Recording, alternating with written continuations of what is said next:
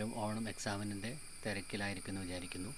കുറച്ച് ദിവസങ്ങളിലുള്ളിൽ നമുക്ക് Onam exam start ചെയ്യാനായിട്ട് മനസ്സിലാക്കാം. അപ്പോൾ അതിന് മുന്നേ നമ്മൾ ഇന്ന് സോൾവ് ചെയ്യാൻ പോകുന്ന ഫിസിക്സിൻ്റെ ഒരു മോഡൽ ക്വസ്റ്റ്യൻ പേപ്പറാണ്. അപ്പോൾ ഇത് എല്ലാവർക്കും ഉപകാരപ്രദമാവുമെന്ന് ഞാൻ വിശ്വസിക്കുന്നു. നമുക്ക് ചോദ്യങ്ങളിലേക്ക് പോവാം. 4 ഭാഗങ്ങളായിട്ടാണ് സാധാരണ നിങ്ങളുടെ ക്വസ്റ്റ്യൻ പേപ്പർ ഡിവൈഡ് ചെയ്തിട്ടുള്ളത്. അതിൽ ആദ്യത്തെ 4 ഒബ്ജക്റ്റീവ് ടൈപ്പ് ആയിരിക്കും. അപ്പം പുതിയതായിട്ട് കഴിഞ്ഞ കൊല്ലം മുതൽ വന്ന ഒരു മോഡലാണ് ഈ അസേർഷൻ ആൻഡ് റീസണിംഗ് എന്ന് പറയുന്നത്. അപ്പോൾ പല കുട്ടികൾക്കും ഈ അസേർഷൻ ആൻഡ് റീസണിംഗ് ഭാഗത്ത് കുറേ കൺഫ്യൂഷനൊക്കെ വരാറുണ്ട്. അപ്പം അതെങ്ങനെ സോൾവ് ചെയ്യണമെന്നൊക്കെ ഞാൻ ഈ വീഡിയോയിൽ നിങ്ങൾക്ക് പറഞ്ഞുതരാം. അപ്പോൾ ആദ്യത്തെ ക്വസ്റ്റ്യൻ എന്താണ്? Choose the correct answer. Options തന്നിട്ടുണ്ടാവും. ആ ഓപ്ഷൻസിന് കറക്റ്റ് തിരഞ്ഞെടുത്ത് എഴുതാനാണ്. ആദ്യത്തെ question, which colour of visible light suffers the maximum deviation when passing through a prism? അപ്പം നിങ്ങൾ പ്രിസത്തിനെ പറ്റിയൊക്കെ പഠിച്ചിട്ടുണ്ട്. അതുകൂടെ ലൈറ്റ് പാസ് ചെയ്യുമ്പോൾ അത് 7 കോൺസ്റ്റൻറ്റ് കളേഴ്സായിട്ട് മാറും. ഡിസ്പേർഷൻ ഓഫ് ലൈറ്റ് എന്നാണ് അതിന് പറയുന്നത് അല്ലേ. അപ്പം ഈ ടോപ്പിക്കിനെ പറ്റി ഡീറ്റെയിൽസ് നിങ്ങൾക്ക് അറിയണമെങ്കിൽ തീർച്ചയായിട്ടും നിങ്ങൾ MN Edu സൊല്യൂഷൻസിൻ്റെ ഡീറ്റെയിൽ വീഡിയോ കാണാം ഈ ചാപ്റ്ററിൻ്റെ ബേസ് ചെയ്തിട്ട്. അപ്പോൾ ഇപ്പം നമ്മൾ പറയാം, ഡയറക്റ്റ് അങ്ങോട്ട് പറഞ്ഞു പോകാം എന്താണെന്നുള്ള കാരണം എന്താണ് ആ വയലറ്റ് എന്തുകൊണ്ടാണ് അങ്ങനെ ഡീവിയേറ്റ് ചെയ്യുന്നതൊക്കെ നമുക്ക് പറയാം. അപ്പം വയലറ്റാണ് മാക്സിമം ഡീവിയേഷൻ സംഭവിക്കുന്നത് നമ്മൾ മനസ്സിലാക്കിയിട്ടുണ്ട് അല്ലേ. അതെന്തുകൊണ്ടാണ്? വയലറ്റിൻ്റെ വേവ് ലെങ്ത്ത് ഷോർട്ടസ്റ്റ് ആണ്. വയലറ്റിൻ്റെ വേവ് ലെങ്ത്ത് ഷോർട്ടസ്റ്റ് ആയതുകൊണ്ട് അത് പെട്ടെന്ന് എന്ത് ചെയ്യും? കുറേ ഡീവിയേറ്റ് ചെയ്യും. വേവ് ലെങ്ത്ത് കൂടുതലുള്ളത്, ഷോർട്ട് അല്ലാതെ ലോങ്ങർ വേവ് ലെങ്ത്തുള്ള റെഡ് ലീസ്റ്റ് ഡീവിയേറ്റഡ് ആയിട്ട് നമുക്ക് കാണാം അല്ലേ. അതുകൊണ്ട് വിബ്ജിയോർ എന്ന് പറയുന്ന ഡയഗ്രം നിങ്ങൾ വരയ്ക്കുമ്പോൾ നിങ്ങൾ ശ്രദ്ധിച്ചിട്ടുണ്ടാവും, ഇതാണ് നമ്മളുടെ പ്രിസമെങ്കിൽ അതിൽ ഏറ്റവും താഴത്തായിരിക്കും ആര് കാണുന്നത്? നമ്മളുടെ വയലറ്റ് വരുന്നത്. വയലറ്റ് ഏറ്റവും താഴത്തായിരിക്കും, റെഡ് ഏറ്റവും മുകളിലായിട്ടായിരിക്കും കാണുന്നത്. VIBGYOR ഇങ്ങനെയാണ് നമുക്ക് കാണാൻ സാധിക്കുന്നത് അല്ലേ. അപ്പോൾ അതിൻ്റെ കാരണം റെഡിൻ്റെ വേവ് ലെങ്ത്ത് ലോങ്ങർ ആണ്, അത് ഡീവിയേറ്റ് ചെയ്യുന്നത് കുറച്ചായിരിക്കും. അതാണ് അതിൻ്റെ കാരണം. നമ്മളുടെ ആൻസർ എന്താണ്? വയലറ്റാണ്. എസേർഷൻ റീസൺ എന്ന് പറഞ്ഞു കഴിഞ്ഞാൽ 2 സ്റ്റേറ്റ്മെൻറ്റ് നിങ്ങൾക്ക് തരും. അപ്പം നിങ്ങൾ ശരിക്കും തിയറി മനസ്സിലാക്കിയിട്ടുണ്ടെങ്കിൽ നിങ്ങൾക്ക് എളുപ്പം ഇത് സോൾവ് ചെയ്യാൻ പറ്റും. നല്ലോണം മനസ്സിലാക്കിയാൽ മാത്രമേ ഈ അസേർഷൻ റീസണിങ്ങും സ്റ്റേറ്റ്മെൻറ്റ് നിങ്ങൾക്ക് തിരിച്ചറിയാൻ പറ്റുള്ളൂ. അപ്പം രണ്ടും വായിച്ച് നോക്കുക. ചില സമയങ്ങളിൽ അസേർഷൻ കറക്റ്റായിരിക്കും, റീസണും കറക്റ്റായിരിക്കും, സ്റ്റേറ്റ്മെൻറ്റ് കറക്റ്റായിരിക്കും. ചിലത് വ്യത്യാസം വരും. അസേർഷൻ കറക്റ്റ്, റീസൺ തെറ്റ്, അങ്ങനെയൊക്കെ വരുന്നത് നമുക്ക് കാണാൻ സാധിക്കും. അപ്പോൾ ഇവിടെ ക്വസ്റ്റൻ എന്താ? അസേർഷൻ എന്താ പറയുന്നത്? Frequency of a sound wave does not change when it enters another medium. ഒരു സൗണ്ട് വേവ് ഒരു മീഡിയത്തിന് വേറൊരു മീഡിയത്തിലേക്ക് കടക്കുമ്പം അതിൻ്റെ ഫ്രീക്വൻസിയിൽ മാറ്റം വരൂല എന്നാണ് പറഞ്ഞത്. പിന്നെ പറഞ്ഞത് എന്താ? Source alone determines the frequency of A wave. നമുക്കൊരു റീസൺ തന്ന് എവിടെ നിന്നാണോ അല്ലെങ്കിൽ എന്തിൽ നിന്നാണോ ഈ സൗണ്ട് ഉണ്ടാവുന്നത് ആ ഫ്രീക്വൻസി, ആ സോഴ്സ് ഏതാണോ ആ സോഴ്സിൻ്റെ ബേസ് ചെയ്തിട്ടായിരിക്കും ഫ്രീക്വൻസി ഉണ്ടാവുക. അതാണ് റീസൺ തന്നത്. ഓക്കെ, നമ്മളിപ്പം പഠിച്ചിട്ടുണ്ട്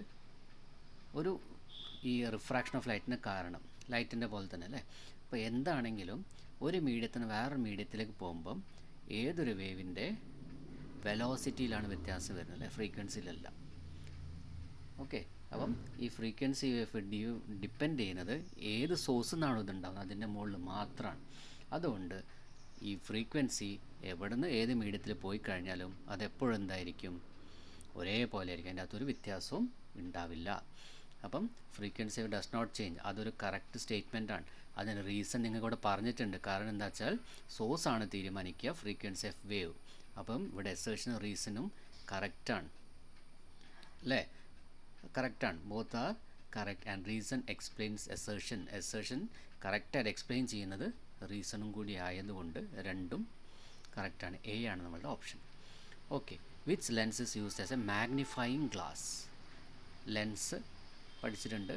അതിൽ മാഗ്നിഫയർ എന്ന് പറഞ്ഞാൽ ചെറിയ രൂപം വലുതായി കാണിക്കുന്ന ആരാണ്? കോൺകേവ് ലെൻസാണോ കോൺവെക്സ് ലെൻസാണോ ഏത് ലെൻസാണെന്നാണ് ചോദിച്ചത്.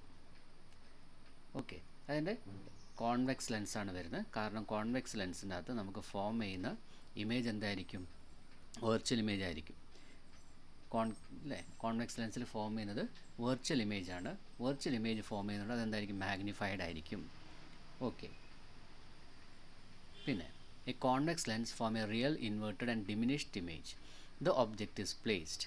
അപ്പോൾ ഒരു കോൺവെക്സ് ലെൻസിൽ റിയൽ ഇൻവേർട്ടഡ് ഡിമിനിഷ്ഡ് ഇമേജ് ആണ് വരുന്നത്. അപ്പോൾ നമ്മൾ ഈ ഒബ്ജക്റ്റിനെ എവിടെ വെക്കണം? അപ്പം ഒബ്ജക്റ്റ് നമ്മൾ വെക്കേണ്ടത് ബിയോണ്ട് 2F എന്ന് പറയും. Okay, beyond 2F. Beyond 2F 2Fന് കുറച്ച് പുറകിൽ. ആ ബിയോണ്ട് 2F വെച്ചാൽ മാത്രമേ നമുക്ക് real inverted and diminished image കിട്ടുള്ളൂ. Okay, yes. ഇനി രണ്ടാമത്തെ സെക്ഷൻ, അതിൽ 7 ക്വസ്റ്റ്യൻസ് ഉണ്ടാവും. ഒരു ക്വസ്റ്റ്യൻ 2 മാർക്ക് വീതമാണ്. അതിൽ നിങ്ങൾക്ക് ചില ക്വസ്റ്റ്യൻസിൽ ഓർ ഓപ്ഷൻസും കാണാം. ഇവിടെ 5th ക്വസ്റ്റ്യൻ എന്താ? The power of a lens is +4 dioptre. D എന്ന് പറയുന്ന ഡയോപ്റ്റർ, അതാണ് unit of power of a lens. Find its focal length, identify the type of lens. അപ്പോൾ നമുക്ക് പവർ തന്നിട്ടുണ്ട്. +4 ഡയോപ്റ്ററാണ് power. P is equal to +4 ഡയോപ്റ്ററാണ്. Focal length കണ്ടുപിടിക്കാൻ പറഞ്ഞിട്ടുണ്ട്. അപ്പോൾ നിങ്ങൾ ഓൾറെഡി പഠിച്ചിട്ടുണ്ട് ഫോക്കൽ ലെങ്ത്തും ഈ പവർ തമ്മിലുള്ള റിലേഷൻ, അല്ലേ? Relation between power and focal length നമ്മൾ പഠിച്ചത് എന്താ വെച്ചാൽ power is equal to the reciprocal of focal length. 1/f ആണ് എന്ത്? പവർ എന്ന് പറയുന്നത്. അപ്പോൾ ഒരു പ്രശ്നം എന്താ വെച്ചാൽ ഇവിടെ ഡയോപ്റ്ററിലാണ് നമുക്ക് യൂണിറ്റ് തന്നത്. Focal length should be in centimetres. Focal length നമ്മൾ സെൻറ്റിമീറ്റേഴ്സിൽ മാറ്റി പിന്നെ മീറ്ററിലേക്ക് മാറ്റാം. ഓക്കെ, അങ്ങനെ ചെയ്യണം. അപ്പോൾ നമുക്ക് ഡയോപ്റ്ററാണ് തന്നത്. അപ്പോൾ ഡയോപ്റ്റർ തരുമ്പം നമുക്കതിനെ ആദ്യം എന്ത് ചെയ്യണം? നമുക്കതിനെ സെൻറ്റിമീറ്ററിലേക്ക് മാറ്റാം. ഓക്കെ, സെൻറ്റിമീറ്ററിൽ മാറ്റാം. ഡയറക്റ്റ് മീറ്ററിലേക്ക് മാറ്റി പിന്നെ സെൻറ്റിമീറ്ററിൽ മാറ്റിയാലും കുഴപ്പമില്ല. അപ്പോൾ 1/4 ആണ് വരുന്നത്, അല്ലേ? 1/4. എഫ് ഇസിക്കൽ 1/4 എന്നാണ് വരുന്നത്. F is equal to 1/4. ഇത് സോൾവ് ചെയ്താൽ നമുക്ക് കിട്ടുന്ന എന്തായിരിക്കും? മീറ്ററിലായിരിക്കും ആൻസർ കിട്ടുക. അപ്പോൾ നമുക്ക് കിട്ടുന്നത് 0.25 മീറ്റർ ആയിരിക്കും. ഇത് വേണം നിങ്ങൾക്ക് സെൻറ്റിമീറ്ററിൽ മാറ്റി എഴുതാം. 0.25 മീറ്റർ പറഞ്ഞാൽ 0.25 × 100 ചെയ്താൽ എന്തിലേക്ക് മാറും? സെൻറ്റിമീറ്ററിലേക്ക് മാറും. നമ്മൾ സെൻറ്റിമീറ്ററിലാണ് സാധാരണ എഴുതാം. 25 centimetre. Identify the type of lens. അപ്പോൾ ഇവിടെ പോസിറ്റീവ് പവറാണ് കാണിക്കുന്നത്. പോസിറ്റീവ് പവർ ആയതുകൊണ്ട് ലെൻസ് എന്തായിരിക്കും? കോൺവെക്സ് ലെൻസ് ആയിരിക്കും. നേരത്തെ ഞാൻ പറഞ്ഞിരുന്നു വെർച്വൽ ആൻഡ് ഇറക്റ്റ് ഇമേജ് ഉണ്ടാവുന്നത് വെർച്വൽ ഇമേജ് ഫോം ചെയ്യുമ്പോഴാണ്. ഇത് ഉണ്ടാവുന്നത് എവിടെയാണ്? കോൺവെക്സ് ലെൻസിലാണ്. ഓക്കെ, ഇനി a lens always forms a virtual erect and diminished image. Identify the lens. Mention 2 characteristics of the image. നമ്മൾ ഓറൽ ആൻസർ ചെയ്ത് പോകും. അപ്പോൾ ഇവിടെ പറഞ്ഞത് always forms A virtual erect and diminished image. എപ്പോഴും എന്താണ്? വെർച്വലും ഇറക്റ്റും ഡിമിനിഷ്ഡ് ഇമേജ് ആയിരിക്കും ഫോം ചെയ്യുന്നത്, അല്ലേ? അതേതാണെന്നാണ് ചോദിച്ചത്. അപ്പം ആ ലെൻസ് ഏതാ? കോൺകേവ് ലെൻസ് ആയിരിക്കും. ഓൾവേസ് ആണ്. ഓൾവേസ് ആകുമ്പോൾ കോൺകേവ് ലെൻസ് ആയിരിക്കും ഇമേജ് ഫോം ചെയ്യുന്നത്. ഈ ഇമേജിൻ്റെ എന്തെങ്കിലും 2 ക്യാരക്ടറിസ്റ്റിക്സാണ് പറഞ്ഞത്. Virtual erect and diminished image. അപ്പോൾ ഒന്ന് അതിൽ തന്നെ തന്നിട്ടുണ്ട്. ഇമേജ് എവിടെ ഫോം ചെയ്യും? Image same side of the object ആയിരിക്കും ഫോം ചെയ്യുന്നത്. അത് ഒരു പ്രത്യേകത. പിന്നെ സൈസ് ചെറുതായിരിക്കും, അല്ലേ? ഡിമിനിഷ്ഡ് ഇമേജ് ആയിരിക്കും. ഓക്കെ, ഇതിലേതെങ്കിലും 2 പറഞ്ഞത്. ഇനി 6ാമത്തെ ക്വസ്റ്റ്യൻ. നിങ്ങൾക്ക് 2 ട്യൂണിംഗ് ഫോക്കിൻ്റെ ഫ്രീക്വൻസീസ് തന്നിട്ടുണ്ട്. 256 ഹേർട്സും 512 ഹേർട്സും. ഇതിന് രണ്ടും നമ്മൾ എക്സൈറ്റ് ചെയ്ത് കഴിഞ്ഞാൽ, ഒരു സർഫേസിൽ അടിച്ചു കഴിഞ്ഞാൽ, which one has A higher pitch? Higher pitch ഏതാണ് ചോദിച്ചത്. അപ്പോൾ നമ്മൾ മനസ്സിലാക്കിയ കാര്യം എന്താ വെച്ചാൽ ഈ പിച്ച് ഡിപ്പെൻഡ് ചെയ്യുന്നത് ഫ്രീക്വൻസി ഓഫ് ദ ട്യൂണിംഗ് ഫോക്കിൻ്റെ മുകളിലാണ്. അപ്പോൾ higher the frequency higher the pitch ആയിരിക്കും.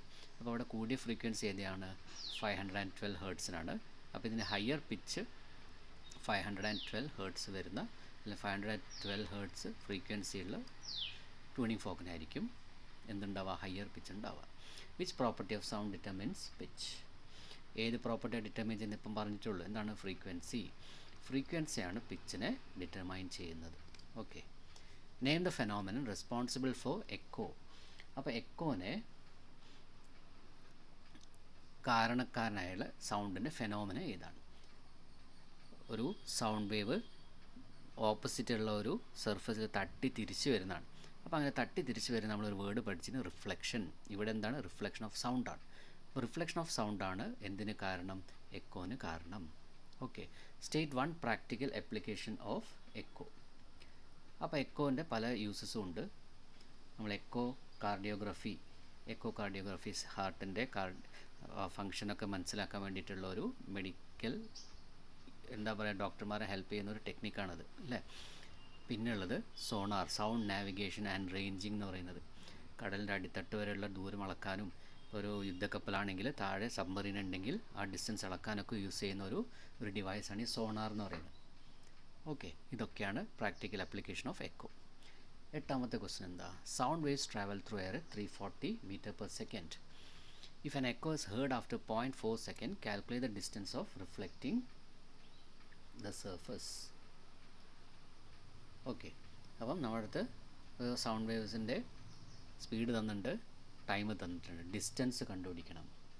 അപ്പം നമ്മൾ ആദ്യം ഡിസ്റ്റൻസ് സ്പീഡൊക്കെ വെച്ചിട്ടുള്ളൊരു ഇക്വേഷൻ അല്ലെങ്കിൽ ഫോർമുല പഠിച്ചിരുന്നത്. സ്പീഡ് കണ്ടുപിടിക്കാനുള്ള മെത്തേഡ് എന്താണ്? Speed is equal to distance travelled by time. Distance by ടൈമാണ് ഇത് സ്പീഡിൻ്റെ ഫോർമുല വരുന്നത്. ഓക്കെ, അപ്പോൾ നമുക്കിവിടെ കണ്ടുപിടിക്കേണ്ടത് ഡിസ്റ്റൻസ് ആണ് കണ്ടുപിടിക്കേണ്ടത്. സ്പീഡും ടൈമും തന്നിട്ടുണ്ട്. അപ്പോൾ ഡിസ്റ്റൻസ് ഈസ് ഈക്വൽ ടു എന്താ വരുന്നത്? നമ്മൾ ഡിസ്റ്റൻസ് മാത്രം ഇവിടെ ടൈമിനെ ലെഫ്റ്റ് സൈഡിലേക്ക് കൊണ്ടുപോകുമ്പം ഡിവിഷനുള്ള ഈ ടി ഇങ്ങോട്ട് പോകുമ്പോൾ മൾട്ടിപ്ലിക്കേഷനിലേക്ക് പോകും.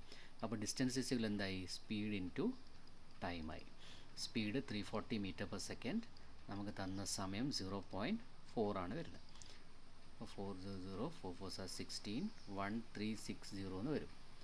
പക്ഷേ ഇവിടെ പോയിൻ്റ് കണ്ട ഒരു നമ്പർ ഉള്ളതുകൊണ്ട് നമ്മൾ ഡെസിമൽ പോയിൻ്റ് ഇടുക ഇവിടെയാണ്.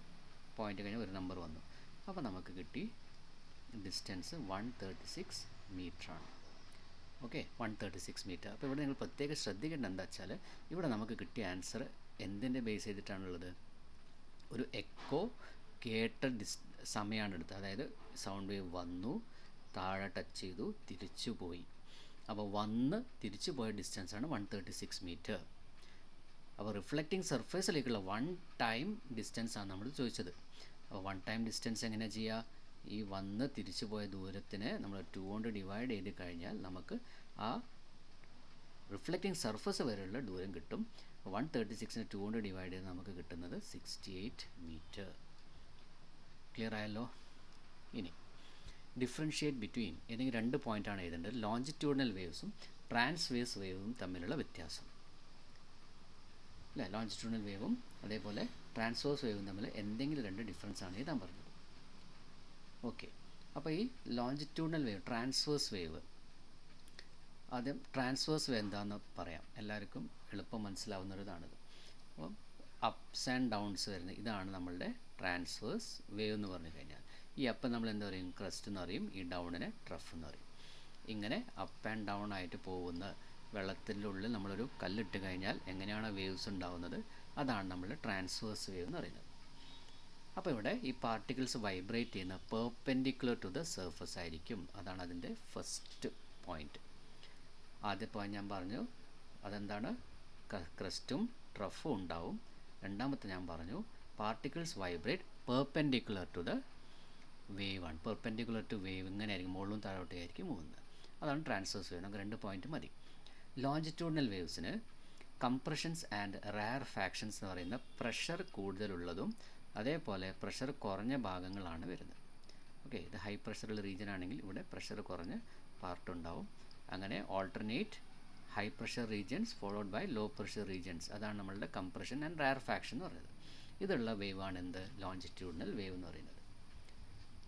അപ്പം പ്രൊപ്പഗേഷൻ എന്ന് പറഞ്ഞു കഴിഞ്ഞാൽ മൂവ്മെൻറ്റ് ഓഫ് വേവ്.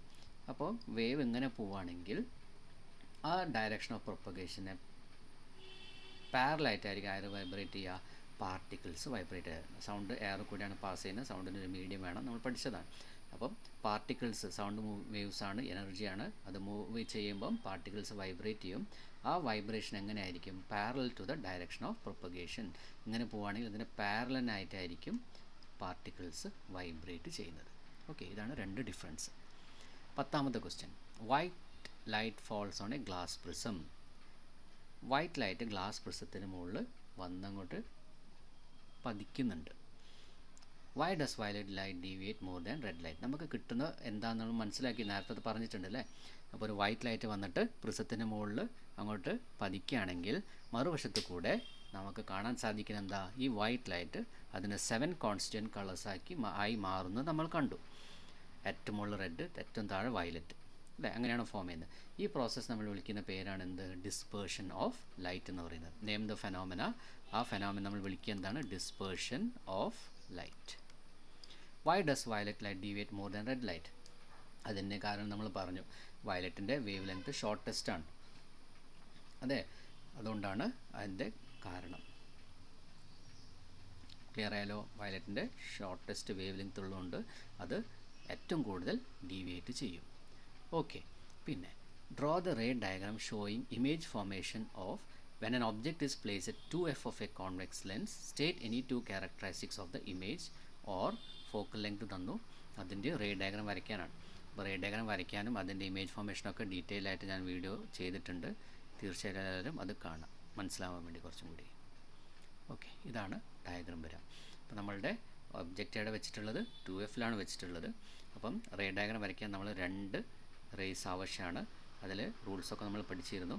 അതിലൊന്ന് parallel to the principal axis വന്നു കഴിഞ്ഞാൽ ആഫ്റ്റർ റിഫ്രാക്ഷൻ അത് ഫോക്കസ് കൂടെ പോയി പിന്നെ ഒരു line centre the optic centre കൂടെ പാസ് ചെയ്യുമ്പം അത് തിരിച്ചതേ റേ കൂടെ എന്നൊക്കെ നമ്മൾ പഠിച്ചിട്ടുണ്ട് റൂൾസൊക്കെ.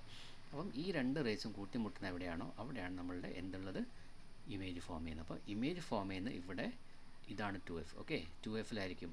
ഒബ്ജക്റ്റ് 2f ആണെങ്കിൽ image will be also formed at 2f. Okay, രണ്ടും ഒരേ സ്ഥലത്തായിരിക്കും ഉണ്ടാവുക. ഇങ്ങനെയാണ് റേ ഡയഗ്രാം വരുന്നത്. Size of the object image എന്തായിരിക്കും, സെയിം ആയിരിക്കും. ഓക്കെ, ക്ലിയർ ആയല്ലോ? ഇനി അടുത്ത്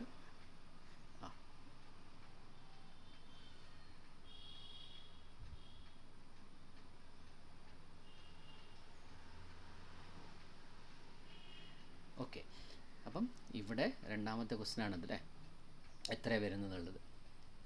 റേ ഡയഗ്രാം ഇവിടെ ഇപ്പം നിങ്ങൾ കണ്ടു. റേ ഡയഗ്രാം നിങ്ങൾ കണ്ടു.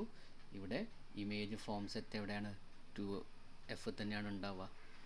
ഒബ്ജക്റ്റ് 2fലാണെങ്കിൽ ഇമേജ് എവിടെ തന്നെയാണ്, 2f തന്നെ ആയിരിക്കും ഉണ്ടാവുക. നേച്ചർ ഓഫ് ദി ഇമേജ് എന്തായിരിക്കും, സെയിം ആയിരിക്കും. ഓക്കെ, സെയിം ആയിരിക്കും, ഹൈറ്റ് സെയിം ആയിരിക്കും. ഒബ്ജക്റ്റും ഇമേജിൻ്റെ ഹൈറ്റും സെയിം ആയിരിക്കും വരുന്നത്. ഓക്കെ, ഇനി സെക്ഷൻ സി. ഇവിടെ നമ്മുടെ അടുത്ത് ചെയ്യാൻ പറഞ്ഞത് എന്താ, arrange the following electromagnetic waves in increasing order of frequency. Frequency കൂടുന്ന ആ ഒരു അളവിൽ നമ്മൾ എന്ത് ചെയ്യണം, ഈ റേസിനെ ഇലക്ട്രോമാഗ്നറ്റിക് വേവ്സിനെ നമ്മൾ ഓർഡറിലാക്കി എഴുതണം. അപ്പം എപ്പോഴും ആദ്യം വരുന്ന ഇൻഫ്രാറെഡ് കഴിഞ്ഞാൽ പിന്നെ നമ്മൾ കാണുന്ന ലൈറ്റ്, ഇതാണ് ഫസ്റ്റ് അല്ലേ. 20 ഹേർട്സിന് മുന്നേ 20 ഹേർട്സിന് 20,000 ഹേർട്സിൻ്റെ ഇടയിലുള്ള റേഞ്ചാണ് നമ്മളുടെ വിസിബിൾ സ്പെക്ട്രം എന്ന് പറയുന്നത്. അപ്പം ഇൻഫ്രാറെഡ് കഴിഞ്ഞാൽ നെക്സ്റ്റ് വരുന്നതാണ് വിസിബിൾ ലൈറ്റാണ്. വിസിബിൾ ലൈറ്റ് കഴിഞ്ഞ് ഉടനെ നമുക്ക് കിട്ടുന്നത് അൾട്രാ വയലറ്റ് റേഞ്ചാണ് വരുന്നത്. Ultra violet. Okay, ultra violet ഉണ്ട്. അൾട്രാ വയലറ്റ് കഴിഞ്ഞാൽ മൈക്രോവേവ്സ്, എക്സ്റേസ്, അങ്ങനെ ആ ഒരു രീതിയിലായിരിക്കും. എക്സ്റേസ് പിന്നെ മൈക്രോവേവ്സ്, അങ്ങനെ ഇത് കടന്നു പോകുന്ന നമുക്ക് കാണാം. അപ്പോൾ ഇതിൽ ഓപ്പറേഷൻ യൂസ് ചെയ്യുന്ന കുറേ ഇൻസ്ട്രുമെൻറ്റ്സ് ഉണ്ടാവും. ആ ഇൻസ്ട്രുമെൻറ്റ്സ് അണുവിമുക്തമാക്കാൻ നമ്മൾ യൂസ് ചെയ്യുന്ന ഏത് റേഡിയേഷൻസാണ് ചോദിച്ചത്. അതിന് പറ്റിയ ഏറ്റവും നല്ല റേഡിയേഷൻ കൊടുക്കുന്നത് അൾട്രാ വയലറ്റ് ആണ്, UV. ഓക്കെ, അതാണ് യൂസ് ചെയ്യുക. Mention 1 use of infrared ray. Infrared നമ്മളെല്ലാ സ്ഥലത്തും നമുക്ക് കാണാം. നമ്മൾ വീടുകളിൽ TV വേണ്ടി ഉപയോഗിക്കുന്ന റിമോട്ടിൻ്റെ അകത്തൊക്കെ എന്താണ്, ഈ ഇൻഫ്രാറെഡ് റേസാണ്. അപ്പോൾ നിങ്ങളുടെ റിമോട്ടിൻ്റെ ഒരു ഭാഗത്ത് നിങ്ങൾ കണ്ടു കഴിഞ്ഞാൽ TV ഫേസ് ചെയ്യുന്ന ഭാഗത്ത് കണ്ടാൽ ചെറിയൊരു ബൾബ് പോലത്തെ സാധനം കാണാം. അതാണ് ഇൻഫ്രാറെഡിൻ്റെ സോഴ്സ്. നമ്മൾ ബട്ടൺ പ്രസ് ചെയ്യുമ്പം ഇൻഫ്രാറെഡ് റേ ആ റിമോട്ടിൽ നിന്ന് ബാറ്ററീൻ്റെ ഹെൽപ്പോട് കൂടിയാണ് റിമോട്ട് വർക്ക് ചെയ്യുന്നത് അല്ലേ. അത് നേരെ TVൻ്റെ അകത്ത് റിസീവറിലേക്ക് പോവും. നമ്മൾ എന്താണോ ചെയ്തത്, വോളിയം കൂട്ടിയത്, ചാനൽ ചേഞ്ച് ആവുന്നത്, അതൊക്കെ UV റേസ് വെച്ചിട്ടാണ്. പക്ഷേ നമുക്കിത് കാണാൻ സാധിക്കില്ല. ഇത് കാണാനൊരു വഴിയുണ്ട്. നിങ്ങൾ മൊബൈൽ ഫോണിൻ്റെ ക്യാമറ കൂടെ നോക്കിയാൽ ശരിക്കും ഈ ഇൻഫ്രാറെഡ് പാസ് ചെയ്യുന്ന നിങ്ങൾക്ക് കാണാൻ സാധിക്കും. ഓക്കെ, ജസ്റ്റ് പറഞ്ഞതേ ഉള്ളൂ. ഇനി 13th question. 3 stretched wires of different lengths are fixed on a sonometer. Which wire has the highest natural frequency? Define resonance. Wire vibrates 300 times in 2 seconds. Find its frequency. അപ്പം ഏറ്റവും കുറഞ്ഞ വലുപ്പമുള്ള ലെങ്ത്തുള്ള wire 3 stretch wires വെച്ചെന്ന് പറയും, different ലെങ്ത്തിന് വെച്ചെന്ന് പറയാം. അപ്പോൾ അതിൽ വെച്ച ഏറ്റവും ഷോർട്ടസ്റ്റ് വയർ ഏതാണോ അതായിരിക്കും ഹയർ നാച്ചുറൽ ഫ്രീക്വൻസി ഉള്ളത്. Shorter wire has higher natural frequency. Resonance എന്ന് പറഞ്ഞാൽ എന്താ, ഇപ്പം ഒരു ഒബ്ജക്റ്റിന് അതിൻ്റേതായിട്ടുള്ള ഒരു സ്വന്തമായിട്ടുള്ള ഒരു എന്തുണ്ടാവും, ഒരു ഫ്രീക്വൻസി ഉണ്ടാവും. അപ്പോൾ നമ്മൾ ആ ഒബ്ജക്റ്റിനെ എക്സൈറ്റ് ചെയ്യുമ്പോൾ നമ്മൾ എക്സൈറ്റ് ചെയ്തിട്ടുള്ള ആ ഫ്രീക്വൻസി നമ്മൾ ആ ഒബ്ജക്റ്റിൻ്റെ നാച്ചുറൽ ഫ്രീക്വൻസി ആയിട്ട് ഒരേ ലെവലിൽ വരുമ്പോൾ, സെയിം ആകുമ്പോൾ ഇതെന്ത് ചെയ്യാൻ തുടങ്ങും, മാക്സിമം ആംപ്ലിറ്റ്യൂഡ് കൂടി വൈബ്രേറ്റ് ചെയ്യാൻ തുടങ്ങും, വളരെ ലൗഡായിട്ട് വൈബ്രേറ്റ് ചെയ്യാൻ തുടങ്ങും. ആ ഫെനോമിനയാണ് എന്ത്, റെസൊണൻസ് എന്ന് പറയുന്നത്. അപ്പം an object vibrates with maximum amplitude when the frequency of the external force becomes equal to its natural frequency. നമ്മൾ പുറത്തുനിന്ന് അപ്ലൈ ചെയ്യുന്ന ആ എക്സ്റ്റേണൽ ഫോഴ്സിൻ്റെ ഫ്രീക്വൻസിയും ഈ ഒബ്ജക്റ്റിൻ്റെ നാച്ചുറൽ ഫ്രീക്വൻസിയും ഈക്വൽ ആകുമ്പോഴാണ് എന്തുണ്ടാവുന്നത്, ആ ഒരു മുഴക്കം അല്ലെങ്കിൽ മാക്സിമം വൈബ്രേഷൻ ഉണ്ടാവുന്നത്. അതാണ് റെസൊണൻസ് പറഞ്ഞ ഫെനോമിന. പിന്നെ പറഞ്ഞെന്താ, wire vibrate 300 times in 2 seconds. Find its frequency. അതിൻ്റെ ഫ്രീക്വൻസി കണ്ടുപിടിക്കാനാണ് പറഞ്ഞത്. അപ്പോൾ ഫ്രീക്വൻസി നമുക്ക് അറിയാം. ഫ്രീക്വൻസി ഇസ് ഈക്വൽ ഫോർമുല എന്താ വരുന്നത്, അതിന് നമ്പർ ഓഫ് വൈബ്രേഷൻസ് പെർ അല്ലെങ്കിൽ divided by time. Number of vibrations എത്രയാണ്, 300 ആണ്. അതിനെടുക്കുന്ന സമയം 2 സെക്കൻഡാണ്. 300/2 ചെയ്താൽ നമുക്ക് 150 എന്ന് കിട്ടും. നമ്മളുടെ ഫ്രീക്വൻസിൻ്റെ യൂണിറ്റ് എന്താണ്, ഹേർട്സ് ആണ്. അപ്പം എക്സാമിന് നിങ്ങൾ പ്രത്യേകം ശ്രദ്ധിക്കുക, യൂണിറ്റ് എഴുതാൻ മറക്കരുത്. അപ്പോൾ ആദ്യം നിങ്ങൾ ചെയ്യുന്ന മെത്തേഡ് ഇതാണ്, എക്സാമിന് പ്രത്യേകം ശ്രദ്ധിക്കുക. നിങ്ങൾ ഫോർമുല എഴുതണം. ഫോർമുല എഴുതിയ ശേഷം നിങ്ങൾക്ക് തന്ന എന്തൊക്കെയാണോ അത് സബ്സ്റ്റിറ്റ്യൂട്ട് ചെയ്യണം. സബ്സ്റ്റിറ്റ്യൂട്ട് ചെയ്ത ശേഷം ആൻസർ എഴുതുമ്പോൾ യൂണിറ്റ് എഴുതാൻ മറക്കരുത്. ഓക്കെ, പ്രത്യേകം ശ്രദ്ധിക്കുക. ഇനി 13B ക്വസ്റ്റ്യൻ എന്താ, 2 വേവ്സോടെ കാണിച്ചിട്ടുണ്ട് അല്ലേ, വേവ് പിയും വേവ് ക്യൂവും. ഒന്നിൻ്റെ വേവ് ലെങ്ത് 0.5 മീറ്ററാണ്, ക്യൂവിൻ്റെ വേവ് ലെങ്ത് 0.25 മീറ്ററാണ്. രണ്ടും പോകുന്നത് ഒരേ മീഡിയത്തിൽ കൂടിയാണ്. Which wave has greater frequency. ഈ ഫ്രീക്വൻസി എന്ന് പറഞ്ഞാൽ ശരിക്കും എന്താ, number of waves per unit length. ഇവിടെ കണ്ടോ, ഇവിടെ ഒരു വേവ് എന്ന് പറഞ്ഞു കഴിഞ്ഞാൽ ഒരു ക്രസ്റ്റും ഒരു ട്രഫും കൂടിയതാണ് ഒരു വേവ് എന്ന് പറയുന്നത്. ആ ക്രസ്റ്റിൽ നിന്ന് ഒരു ക്രസ്റ്റിന് അടുത്ത ക്രസ്റ്റിലേക്കോ ഒരു ട്രഫിൽ നിന്ന് അടുത്ത ട്രഫിലേക്കോ പോകുന്ന ദൂരമാണ് എന്ത്, വേവ് ലെങ്ത് എന്ന് പറയുന്നത്. ഓക്കെ, വേവ് ലെങ്ത് പറയുന്നതാണ്. അപ്പോൾ ഇവിടെ ഈ ഒരു വേവ് ലെങ്ത്തിൻ്റെ അകത്ത് ഒറ്റൊരു വേവേ ഉള്ളൂ. ഇപ്പോൾ രണ്ടും നമ്മളെടുത്ത് ഇവിടെ ഇപ്പോൾ സ്കെയിൽ ഉണ്ടെങ്കിൽ നമുക്ക് മെഷർ ചെയ്ത് കഴിഞ്ഞാൽ ഇതൊരു ഓൾമോസ്റ്റ് ഒരു 20 സെൻറ്റിമീറ്റർ ഉണ്ട് വിചാരിക്കുക. ഇവിടെ നിങ്ങൾ കണ്ടു കഴിഞ്ഞാൽ 20 സെൻറ്റിമീറ്ററിൽ ഒരു 1.5 വേവേ ഉള്ളൂ അല്ലേ. പക്ഷേ ഇവിടെയോ, ഇവിടെ എത്ര വേവ് ഉണ്ട് കണ്ടോ, ഏകദേശം ഒരു 10ഓളം വേവ്സ് ഈ ഒരു 20 സെൻറ്റിമീറ്ററിനകത്ത് വരുന്നുണ്ട്. അപ്പോൾ number of waves per unit length ഏതാണ് കൂടുതൽ, സെക്കൻഡ് വേവ് ക്യൂ ആണ് കൂടുതൽ. ഇവിടെ ഒരു വേവ് ഓൾമോസ്റ്റ് വരികയാണെങ്കിൽ ഇവിടെ 20ഓളം വേവ്സ് വരുന്നുണ്ട്. ഓക്കെ, അപ്പോൾ which wave has greater frequency. ഇതിൽ ഗ്രേറ്റർ ഫ്രീക്വൻസി ഏതാ, വേവ് ക്യൂ അല്ലേ. ഫ്രീക്വൻസി എന്താണ്, എത്ര വേവ് ലെങ്ത് അല്ലെ എത്ര വേവ്സ് ആണോ ഒരു യൂണിറ്റ് ലെങ്ത്തിൽ, അതാണ് ഫ്രീക്വൻസി പറഞ്ഞത്. ഇവിടെ ഏറ്റവും കൂടുതൽ വേവ്സ് ഇതിനകത്തല്ലേ ഉള്ളത്. അപ്പോൾ ഇതിനാണ് എന്ത്, വേവ് ലെങ്ത് വേവ് ഫ്രീക്വൻസി കൂടുതൽ. വൈ, എന്തുകൊണ്ടാണെന്നാണ് ചോദിച്ചത്. കാരണം എന്താ വെച്ചാൽ ഈ വേവ് ക്യൂവിൻ്റെ വേവ് ലെങ്ത്ത് കുറവാണ്. ഒരു ക്രസ്റ്റിന് ഒരു ട്രഫ് വരെയുള്ള, ഒരു ക്രസ്റ്റിന് അടുത്ത ക്രസ്റ്റ് വരെയുള്ള ദൂരം, അല്ലെങ്കിൽ ഒരു ട്രഫിന് അടുത്ത ട്രഫുള്ള ദൂരം വളരെ കുറവാണ്. അപ്പം ആ വേവ് ലെങ്ത്ത് കുറവായതുകൊണ്ട് wave Q has greater frequency. If wave P has frequency 200 hertz, find the speed of the wave. ഇപ്പോൾ വേവ് പിൻ്റെ ഫ്രീക്വൻസി 200 ഹേർട്സ് ആണ് വിചാരിക്കുക. അതിൻ്റെ സ്പീഡ് എത്രയായിരിക്കും എന്നാണ്. അപ്പോൾ നമ്മളൊരു ഫോർമുല പഠിച്ചാൽ V = F λ. V ആണ് velocity, F frequency, lambda wave length ആണ്. സ്പീഡ് ഒരു കോൺസ്റ്റൻ്റ് നമുക്ക് എടുക്കാം. Okay, V = F λ. അപ്പം ഇതിൻ്റെ ഫ്രീക്വൻസി 200 ഹേർട്സ് തന്നിട്ടുണ്ട്, വേവ് ലെങ്ത് 0.5 മീറ്ററാണ്, അതും തന്നിട്ടുണ്ട്. അപ്പോൾ എന്ത് ചെയ്ത് കഴിഞ്ഞാൽ 5 × 200,000 ആണ് വരിക. പിന്നെ ഇവിടെ പോയിൻ്റ് കഴിഞ്ഞ നമ്പറിലുണ്ട്, നമ്മൾ ഡെസിമൽ പോയിൻ്റ് ഇടുമ്പം 100.0 എന്നിടാം. അപ്പം സ്പീഡ് എന്താണ്, 100 മീറ്റർ/സെക്കൻഡ് ആണ് വരുന്നത്. ഓക്കെ, ക്ലിയർ ആയല്ലോ.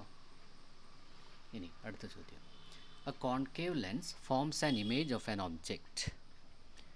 ഒരു കോൺകേവ് ലെൻസ് ഇമേജ് ഫോം ചെയ്യുന്ന ഒരു ഒബ്ജക്റ്റിൻ്റെ അതിൻ്റെ ഷേപ്പ് വരയ്ക്കുക. അതായത് കോൺകേവ് ലെൻസിൻ്റെ ഒരു ഷേപ്പ് വരയ്ക്കാനാണ് പറയുന്നത്. റേ ഡയഗ്രം വരയ്ക്കുക. ആ ഇമേജിൻ്റെ പ്രത്യേകതകൾ എന്തൊക്കെയാണ് അതും മെൻഷൻ ചെയ്യുക. ഓക്കെ, കോൺകേവ് ലെൻസിൻ്റെ ഷേപ്പ് ഇങ്ങനെയാണ് അല്ലേ, കേവ് ഉള്ളിൽ ഇങ്ങനെ കുഴിഞ്ഞ് വരുന്നത്. ലൈറ്റ് റേസ് ഇതിൻ്റെ അകത്ത് വന്നു കഴിഞ്ഞാൽ റിഫ്രാക്റ്റ് ചെയ്തിട്ട് പുറകോട്ട് അല്ലെങ്കിൽ പുറത്തേക്കാണ് പോകുന്നത്. നമ്മളൊരു ഒബ്ജക്റ്റ് വെച്ച് കഴിഞ്ഞാൽ ഇത് ഒരിക്കലും ഒരു പോയിന്റിലേക്ക് മീറ്റ് ചെയ്യില്ല. അപ്പോൾ നമ്മൾ എന്ത് ചെയ്യും, ഇത് ഇങ്ങോട്ടേക്കാണ് പോകുന്നത് അല്ലേ, പുറത്തോട്ടേക്കാണ് പോകുന്നത്. അപ്പോൾ ഈ ലൈറ്റ് റേസ് ഒരിക്കലും മീറ്റ് ചെയ്യാത്തതുകൊണ്ട് നമ്മൾ എന്ത് ചെയ്യും, ഇമാജിനറി ആയിട്ടൊരു ലൈന് പുറകോട്ടേക്ക് നീട്ടി വരയ്ക്കും. എന്നിട്ട് ഈ രണ്ട് ലൈൻസ് മീറ്റ് എവിടെയാണോ അവിടെയാണ് നമ്മളുടെ ഇമേജ് ഫോം ചെയ്യുന്നത്. ഓക്കെ, കണ്ടില്ലേ? അപ്പം ഇത് ഓർമ്മിക്കുക. റേ ഡയഗ്രാം ഷേപ്പ് വരച്ചു, റേ ഡയഗ്രാം വരച്ചു. ഇതിന് പ്രത്യേകത എന്താ? Image is formed on the same side of the object. Object എവിടെയാണോ അതേ സൈഡിൽ തന്നെയാണ് എന്തുള്ളത്, ഇമേജ് ഉള്ളത്. പിന്നെ നേച്ചർ ഓഫ് ദ ഇമേജ് എന്താ? ഒബ്ജക്റ്റിനെ കാട്ടിയും ചെറുതല്ലേ, അല്ലേ? ചെറുതാണ് വരുന്നത്, ഡിമിനിഷ്ഡ് ആണ് വരുന്നത്. അതാണ് 2 ക്യാരക്ടറിസ്റ്റിക്സ് ഓഫ് ദ ഇമേജ് വരുന്നത്. ഓക്കെ, അടുത്ത ചോദ്യം. How is a convex lens used as a magnifier? Explain with the help of a ray diagram. Convex lens നമുക്കൊരു മാഗ്നിഫയർ ആയിട്ട് യൂസ് ചെയ്യണം. മാഗ്നിഫയർ എന്ന് പറയുന്നത് എന്താ? നമുക്ക് ഒബ്ജക്ട്സിനെ വലുതായി കാണിക്കുന്ന ഒരു ഡിവൈസാണ് മാഗ്നിഫയർ എന്ന് പറഞ്ഞു കഴിഞ്ഞാൽ. അപ്പോൾ നമ്മൾ ഈ ഒബ്ജക്റ്റ് എവിടെ വെക്കണം? ഇതൊരു മാഗ്നിഫയർ ആയിട്ട് വർക്ക് ചെയ്യാൻ വേണ്ടി. അപ്പോൾ നമ്മൾ ചെയ്യുമ്പോൾ ഈ ചെറിയ ഫിഗർ ഉണ്ട്, ചെറിയ കുട്ടീൻ്റെ ഫിഗർ, അതാണ് ഒബ്ജക്റ്റ്. ആ ഒബ്ജക്റ്റ് എവിടെ ആയിരിക്കണം? ബിറ്റ്വീൻ എഫും ഇവിടെ ആയിരിക്കും, എഫിൻ്റെയും അതേപോലെ ഒപ്റ്റിക് സെൻറ്റർ നടുവിൽ ഇവിടെ മുതൽ ഇവിടെ വരെ വെച്ച് കഴിഞ്ഞാൽ അതെന്തായിരിക്കും? മാഗ്നിഫയറിനെ പോലെ രൂപത്തിന് വലുതായി കാണിക്കും. ഓക്കെ, അപ്പം ലെൻസിന് എത്ര ക്ലോസറായി പോകുന്നോ, ഫോക്കൽ ലെങ്തിനെ കാട്ടിയും ക്ലോസറായിട്ട് പോകുന്നോ, നമുക്കൊക്കെ കിട്ടുന്ന ഒബ്ജക്റ്റ് ഇമേജ് എന്തായിരിക്കും? ഒബ്ജക്റ്റിൻ്റെ അത് മാഗ്നിഫൈഡ് ആയിരിക്കും. ഓക്കെ, വെർച്വലായിരിക്കും, അപ്രൈറ്റ് ആയിരിക്കും, magnified image on the same side of the lens. ഇങ്ങനെയായിരിക്കും എൻ്റെ ഡയഗ്രാം വരുന്നത്. അപ്പം ലെൻസിൻ്റെ അടുത്തേക്ക് വരുമ്പം ഒബ്ജക്റ്റ് എന്തായിരിക്കും? ഒബ്ജക്റ്റ് ലെൻസിൻ്റെ അടുത്തോട്ടേക്ക് നമ്മൾ കൊണ്ടുപോകുമ്പോൾ ഇമേജ് ഫോം ചെയ്യുന്നത് മാഗ്നിഫൈഡ് ആയിരിക്കും, ഒരേ സൈഡിലായിരിക്കും വരുന്നത്. മറ്റേതെല്ലാം നമ്മൾ കോൺവെക്സിൻ്റെ കേസിൽ ഇവിടെ ആയിരിക്കും എന്ത് ഫോം ചെയ്യുന്നത്? ഇമേജ് ഫോം ചെയ്യുന്നത്. ഈ ഒരു കേസിൽ ഇപ്പുറത്തായിരിക്കും. മനസ്സിലായല്ലോ? ഇനി an object of height 4 cm forms an image of height 12 cm. ഇവിടെ നിങ്ങൾക്ക് രണ്ട് ഹൈറ്റ് തന്നിട്ടുണ്ട്. ഒന്ന് ഒബ്ജക്റ്റിൻ്റെ ഹൈറ്റ് സാധാരണ HO എന്നെടുക്കും, അത് 4 cm ആണ്. ഇമേജിൻ്റെ HI എന്നെടുക്കുകയാണെങ്കിൽ അത് 12 cm ആണ്. ഫൈൻഡ് മാഗ്നിഫിക്കേഷൻ നമുക്ക് രണ്ട് ഫോർമുല ഉണ്ട്. V/U എടുക്കാം, അതല്ലെങ്കിൽ ഹൈറ്റ് ഓഫ് ദ ഒബ്ജക്റ്റും ഹൈറ്റ് ഓഫ് ദി ഇമേജ് വെച്ചിട്ടും എടുക്കാം, അല്ലേ? രണ്ടും നമുക്ക് എടുക്കാം. അപ്പോൾ HI/HO ഇത് ചെയ്താൽ നമുക്ക് മാഗ്നിഫിക്കേഷൻ കിട്ടും. അപ്പോൾ HI 12 cm ആണ്, HO 4 cm ആണ്. മാഗ്നിഫിക്കേഷൻ എത്രയായി? പോസിറ്റീവ് 3 cm ആണ് വരുന്നത്. Okay, is the image enlarge or diminished? ഒബ്ജക്റ്റിൻ്റെ ഹൈറ്റ് 4ഉം ഇമേജിൻ്റെ ഹൈറ്റ് 12 എന്ന് പറഞ്ഞാൽ തീർച്ചയായിട്ടും അതെന്താണ്? വലുതായിട്ടല്ലേ കാണുന്നത്. അപ്പം എൻലാർജ്ഡ് ആണ്. ഓക്കെ, എൻലാർജ് ആണ് വരുന്നത്. Can it be projected on A screen? അപ്പം തൊട്ട് മുന്നേ ചോദ്യത്തിൽ നമ്മൾ കണ്ടിട്ടുള്ളൂ മാഗ്നിഫൈഡ് ആയിട്ട് കാണാം. അത് വലുതായി കാണുകയാണെങ്കിൽ ഒബ്ജക്റ്റിൻ്റെ നേച്ചർ, ഒബ്ജക്റ്റിൻ്റെയും ഇമേജിൻ്റെ പ്രത്യേകം മനസ്സിൽ ഓർക്കുക. അപ്പം മാഗ്നിഫൈഡ് ആയിട്ട് കാണുമ്പം ഇമേജ് ഫോം ചെയ്യുന്ന same side of the object ആണ്. അതെന്ത് ടൈപ്പാണ്? വെർച്വൽ ഇമേജാണ്. അപ്പം ഈ ഇമേജ് നമുക്ക് എന്ത് ചെയ്യാൻ പറ്റില്ല? ഒരിക്കലും നമുക്ക് സ്ക്രീനിൽ പ്രൊജക്റ്റ് ചെയ്യാൻ സാധിക്കില്ല. കാരണം എന്താ? ജസ്റ്റിഫൈ ചെയ്യാൻ പറഞ്ഞിട്ടുണ്ട്. It is A virtual image virtual ആയതുകൊണ്ട് അത് നമുക്ക് എന്ത് ചെയ്യാൻ പറ്റില്ല? ഒരു സ്ക്രീനിൽ പ്രൊജക്റ്റ് ചെയ്യാൻ സാധിക്കില്ല. ഓക്കെ, ഇനി ആസ്ട്രോണമിക്കൽ ടെലിസ്കോപ്പ്, നമ്മൾ നക്ഷത്രങ്ങളൊക്കെ വീക്ഷിക്കുന്ന ഒരു സാധാരണ ആസ്ട്രോണമിക്കൽ ടെലിസ്കോപ്പ്, അത് നമ്മൾ ഏത് ലെൻസ് യൂസ് ചെയ്യണം, എന്തുകൊണ്ടാണെന്നൊക്കെയാണ് ചോദ്യം, അല്ലേ? അത് ഒബ്ജക്റ്റീവ് ലെൻസ്, ഫോക്കൽ ലെങ്ത് കൂടിയത്, രണ്ട് ലെൻസാണ് അതിൽ വരുന്നത്. ഒന്ന് ഒബ്ജക്റ്റീവ് ലെൻസ് ഉണ്ട്, മറ്റേത് നമ്മളുടെ ഐ പീസ് എന്ന് പറയുന്ന ഭാഗത്ത് വരുന്നത്, അല്ലേ? രണ്ട് ലെൻസാണുള്ളത്. നമ്മൾ നോക്കുന്ന ഭാഗം, പിന്നെ നമ്മൾ ആ ഒബ്ജക്റ്റിൻ്റെ അടുത്ത് വരുന്ന അല്ലെങ്കിൽ ഏറ്റവും ടിപ്പിൽ കാണുന്ന ലെൻസ്, അതാണ് ഒബ്ജക്റ്റീവ് ലെൻസ് എന്ന് പറയുന്നത്. ഓക്കെ, അപ്പോൾ ഇതിൻ്റെ ഏത് ലെൻസ് യൂസ് ചെയ്യുന്നതാണ് ചോദിച്ചത്. ഒബ്ജക്റ്റീവ് ലെൻസാണ് അവിടെ വരേണ്ടത്. അപ്പോൾ ഇവിടെ സംഭവിക്കുന്നത് എന്താ വെച്ചാൽ ഡിസ്റ്റൻസ് ഒബ്ജക്റ്റിന് വരുന്ന പാരലൽ ലൈറ്റ് റേസ് ഉണ്ടാവും, അത് ഒബ്ജക്റ്റിൽ വീഴും. ഒബ്ജക്റ്റിൽ നിന്ന് റിയൽ ഇൻവേർട്ടഡ് ഇമേജ് ഫോക്കസിൽ ഫോം ചെയ്യും. ഐ പീസ് എന്ത് ചെയ്യും? ഈ ഇമേജിനെ വലുതാക്കും, മാഗ്നിഫൈ ചെയ്യും. എന്നിട്ട് നമുക്ക് കാണുന്നത് വെർച്വൽ ആൻഡ് മാഗ്നിഫൈഡ് ഇമേജ് ആയിരിക്കും. ഓക്കെ, ഇത് നോക്കാം. ഇത് ജസ്റ്റ് ഇതിൻ്റെ ഒരു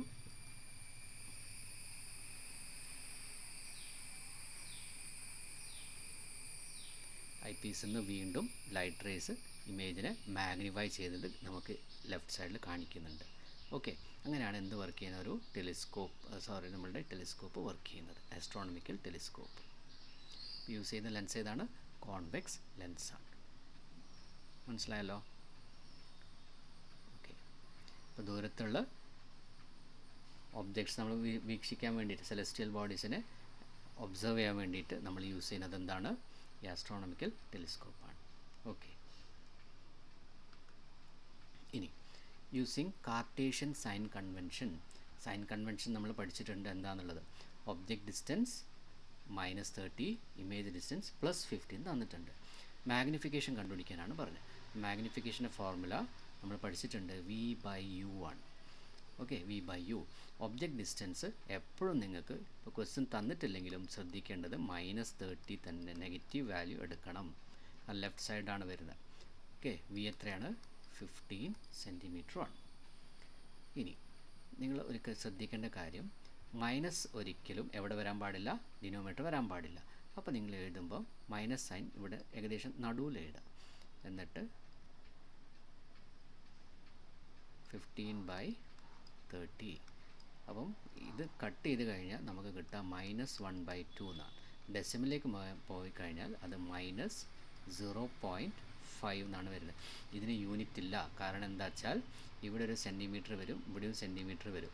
ഇത് രണ്ടും കട്ട് ചെയ്ത് പോകും. എപ്പോഴും റേഷ്യോ എടുക്കുമ്പോൾ അതിനെന്തില്ല, ഇങ്ങനെ ഇപ്പോൾ സെൻറ്റിമീറ്റർ/സെക്കൻഡ് ഇവിടെയും ഇവിടെ സെക്കൻഡില്ലെങ്കിൽ വരും. പക്ഷേ രണ്ടും സെയിം ആണെങ്കിൽ കട്ട് ചെയ്ത് പോകും. ഇതിനെന്തില്ല? യൂണിറ്റ് ഇല്ല. മാഗ്നിഫിക്കേഷൻ യൂണിറ്റ് ഇല്ല. ഓക്കെ, -0.5 ആണ് നമുക്ക് മാഗ്നിഫിക്കേഷൻ കിട്ടിയത്. അപ്പോൾ മാഗ്നിഫിക്കേഷൻ നെഗറ്റീവാണ് വരുന്നത് അല്ലേ? മാഗ്നിഫിക്കേഷൻ നെഗറ്റീവാണ് വരുന്നത്. അപ്പോൾ അത് ഏത് ടൈപ്പ് ഇമേജാണ്? ഇമേജസ് റിയൽ ഇമേജാണ്. Okay, real image.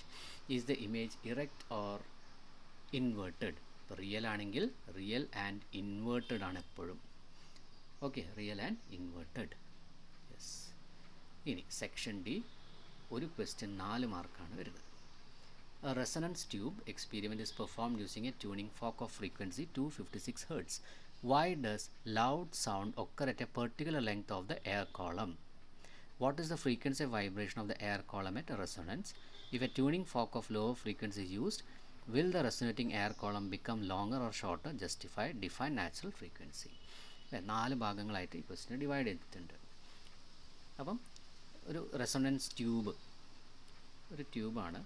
അതിൻ്റെ അകത്ത് ട്യൂണിംഗ് ഫോക്ക് നമ്മളിപ്പം എക്സൈറ്റ് ചെയ്ത് വെക്കുകയാണെങ്കിൽ 256 Hz ഫ്രീക്വൻസിയുടെ ട്യൂണിംഗ് ഫോക്ക് നമ്മൾ ഈ റെസൊണൻസ് ട്യൂബിൻ്റെ മുകളിൽ ഇതെന്ത് ചെയ്യണം? അടിച്ചിട്ട് വെക്കുകയാണെങ്കിൽ ഒരു പെർട്ടിക്കുലർ ലെങ്ത് ഓഫ് എയർ കോളത്തിൽ വളരെ ഒച്ചത്തിൽ നമുക്ക് സൗണ്ട് കേൾക്കാൻ സാധിക്കും. അത് എന്തുകൊണ്ടാണെന്നാണ് നേരത്തെ നമ്മൾ പഠിച്ചിരുന്നു. ഒരു ഒബ്ജക്റ്റിൻ്റെ നാച്ചുറൽ ഫ്രീക്വൻസി അതേപോലെ ഇപ്പോൾ വൈബ്രേറ്റ് ചെയ്ത് വെച്ച് ട്യൂണിംഗ് ഫോക്കിൻ്റെ ഫ്രീക്വൻസി ഒരേ ആവുമ്പോൾ, സെയിം ആവുമ്പോൾ നമുക്ക് ലൗഡ് നോയ്സിൻ്റെ ഒരു വോയിസിൻ്റെ എഫക്റ്റ് കിട്ടും. അതാണ് എന്ത്? റെസൊണൻസ് പറഞ്ഞു കഴിഞ്ഞാൽ. ഓക്കെ, രണ്ടിൻ്റെ ഫ്രീക്വൻസി സെയിം ആവുമ്പം നമുക്ക് കുറച്ചും കൂടി ലൗഡറായിട്ട് ആ സൗണ്ട് കേൾക്കും. What is the frequency of vibration of the air column at resonance? ഇപ്പോൾ പറഞ്ഞു ട്യൂണിംഗ് ഫോക്കിൻ്റെ 256 ആണെങ്കിൽ റെസൊണൻസിലാവുമ്പം എയർ കോളത്തിൻ്റെ എന്ത് തന്നെയായിരിക്കും? 256 Hz തന്നെ ആയിരിക്കും. രണ്ടും സെയിം ആവണ്ടേ? എന്നാലല്ലേ റെസൊണൻസ് ഉണ്ടാവുള്ളൂ. If a tuning fork of lower frequency is used, will the resonating air column become longer or shorter? Justify. അപ്പം ഫ്രീക്വൻസി കുറയുമ്പോൾ നിങ്ങൾ മനസ്സിലാക്കേണ്ട കാര്യം എന്താ വെച്ചാൽ ലോവർ ഫ്രീക്വൻസി യൂസ് ചെയ്യുമ്പം എയർ കോളം ലോങ്ങർ ആയിരിക്കണം. ഓക്കെ, അപ്പം ലോവർ ഫ്രീക്വൻസി ആകുമ്പം ലോങ്ങർ വേവ് ലെങ്ത് ആണ്. Low frequency long wave length ആണ്. അപ്പോൾ എയർ കോൾ എന്തായിരിക്കണം? ലോങ്ങർ ആയിരിക്കണം. ഓക്കെ, മനസ്സിലാക്കി വെക്കാം. ഇനി നാച്ചുറൽ ഫ്രീക്വൻസി എന്താ? ഒരു frequency at which a body vibrates naturally when disturbed is called its natural frequency. അപ്പോൾ ഒരു പ്രത്യേക ഫ്രീക്വൻസി ഉണ്ടാവും എല്ലാ ഒബ്ജക്റ്റിനും. നമ്മളതിനെ ഡിസ്റ്റർബ് ചെയ്ത് കഴിഞ്ഞാൽ, ഇപ്പോൾ ഒരു ട്യൂണിംഗ് ഫോക്ക് വെറുതെ എടുത്ത് നമ്മൾ അടിച്ച് കഴിഞ്ഞാൽ ഒരു സർഫസിൽ അത് വൈബ്രേറ്റ് ചെയ്യാൻ തുടങ്ങും. ആ വൈബ്രേറ്റ് ചെയ്യുന്ന ഫ്രീക്വൻസിയാണ് അതിൻ്റെ നാച്ചുറൽ ഫ്രീക്വൻസി എന്ന് പറഞ്ഞു കഴിഞ്ഞാൽ. Frequency at which a body vibrates naturally when disturbed is called its natural frequency. Okay, എപ്പോഴും ആൻസർ നിങ്ങൾ കഴിയുന്നതും സെൻറ്റൻസിൽ എഴുതാൻ ശ്രമിക്കുക എക്സാമിന്. അടുത്ത question, The following sound frequencies are given: 40 Hz, 500 Hz, 12,000 Hz, 18,000 Hz, 25,000 Hz. Which frequencies are audible to humans? ഇതിൽ ഏതാണ് മനുഷ്യന്മാർക്ക് കേൾക്കാൻ സാധിക്കുന്നത്? അപ്പം നേരത്തെ ഞാൻ പറഞ്ഞിരുന്നു, ഈ ഓഡിബിൾ റേഞ്ച് എന്ന് പറയുന്നത് 20 ഹേർട്സ് മുതൽ 20,000 ഹേർട്സ് വരെ, 20 ഹേർട്സ് ടു 20,000 ഹേർട്സ് വരെയുള്ള ഈ റേഞ്ചാണ് നമ്മൾ വിസിബിൾ, ഇത് ഓഡിബിൾ റേഞ്ച് എന്ന് പറയുന്നത്. ഓഡിബിൾ റേഞ്ച് അപ്പോൾ 20,000-ൻ്റെയും അങ്ങോട്ടും കേൾക്കാൻ പറ്റില്ല, 20-ൻ്റെ ഇങ്ങോട്ടുള്ള സൗണ്ടും കേൾക്കാൻ സാധിക്കില്ല. ഇപ്പോൾ ഇവിടെ നമുക്ക് തന്നതിൽ ഏതാണ് 40 ഹേർട്സ് അല്ലേ? 20-ൻ്റെയും 20,000-ത്തിനിടയിൽ 40 ഹേർട്സ് വരുന്നുണ്ട്, 500 വേർഡ്സ് ഉണ്ട്, 12,000 ഹേർട്സ് ഉണ്ട്, 18,000 ഹേർട്സ് ഉണ്ട്. അപ്പോൾ 20-ൻ്റെയും 20,000-ൻ്റെ ഇടയിൽ വരുന്ന എല്ലാം നമുക്ക് കേൾക്കാൻ സാധിക്കും, പക്ഷേ ഇത് കേൾക്കാൻ സാധിക്കില്ല. കാരണം because it is greater than 20,000 hertz. Okay, state the audible range of human beings. അതാണ് ഞാനിപ്പം പറഞ്ഞ് 20 ഹേർട്സ് ടു 20,000 ഹേർട്സ്. ഇതാണ് നമ്മുടെ ഓഡിബിൾ റേഞ്ച് എന്ന് പറയുന്നത്. What are sounds below 20 hertz called? അപ്പം 20 ഹേർട്സിൻ്റെ താഴെ വരുന്ന സൗണ്ട് ഇൻഫ്രാസോണിക് എന്നാണ് പറയുക. ഇൻഫ്രാസോണിക് എന്ന് പറയും. ലൈറ്റിൻ്റെ കേസാണ് ഇൻഫ്രാ റെഡ് എന്ന് പറയും. സൗണ്ടിൻ്റെ കേസാണെങ്കിൽ 20 ഹേർട്സിൻ്റെ താഴത്തുള്ള ഇൻഫ്രാസോണിക് എന്ന് പറയും. അങ്ങനെയാണെങ്കിൽ 20,000 ഹേർട്സിന് മുകളിൽ വരുന്ന സൗണ്ട് വേവ്സിന് എന്തായിരിക്കും നമ്മൾ പറയുക? എന്താ നമ്മൾ പറയുക? Yes, it is called ultrasonic. Ultraviolet എന്നവിടെ ഇവിടെ അൾട്രാസോണിക് എന്ന് പറയും. Okay, mention two applications of ultrasonic sound. അപ്പം അൾട്രാസോണോഗ്രഫി, മെഡിക്കൽ അൾട്രാസോണോഗ്രഫിയിൽ യൂസ് ചെയ്യും, സോണാറിൽ യൂസ് ചെയ്യും, കിഡ്നി സ്റ്റോൺ പൊടിക്കാൻ വേണ്ടി യൂസ് ചെയ്യും. ഓക്കെ, വൈബ്രേറ്റ് ചെയ്യിപ്പിച്ചിട്ട്. ഇതൊക്കെയാണ് ഡിഫറെൻറ്റ് യൂസസ് ഓഫ് എന്ത് വരുന്ന അൾട്രാസോണിക് സൗണ്ടിൻ്റെ. ഓക്കെ, മനസ്സിലായല്ലോ? ഈ 18 ക്വസ്റ്റ്യൻസിൻ്റെ നിങ്ങൾ ജസ്റ്റ് ഒന്ന് ചെയ്ത് നോക്കുക. ഈ പാറ്റേൺസിലായിരിക്കും നിങ്ങൾക്ക് ക്വസ്റ്റ്യൻസ് വരുന്നത്. പിന്നെ എക്സാമിന് പോകുമ്പോൾ പ്രത്യേകം ശ്രദ്ധിക്കേണ്ട കാര്യങ്ങൾ, റേ ഡയഗ്രംസും വളരെ വൃത്തിയായിട്ട് വരയ്ക്കുക. നേരത്തെ ഞാൻ പറഞ്ഞ പോലെ SI യൂണിറ്റ്സും കറക്റ്റായിട്ട് എഴുതി വെക്കുക.